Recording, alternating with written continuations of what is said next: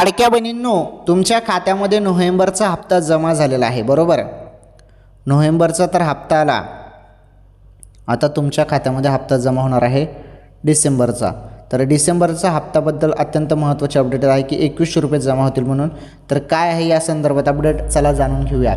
सर्वांनी व्हिडिओला लाईक करा, चॅनलवर नवीन असल्यास आपलं चॅनल सबस्क्राईब करा, शेजारील घंटीचं बेल आयकॉन प्रेस करा, ऑल नॉर्थ सिलेक्ट करा आणि या व्हिडिओला जास्तीत जास्त शेअर करा. तर बघा काय आहे महत्त्वाची माहिती लाडक्या बहिणींसाठी, चला जाणून घेऊया आपण.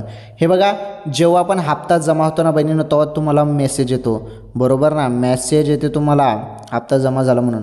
आता तुमच्या खात्यामध्ये हा डिसेंबरचा हप्ता जमा होईल,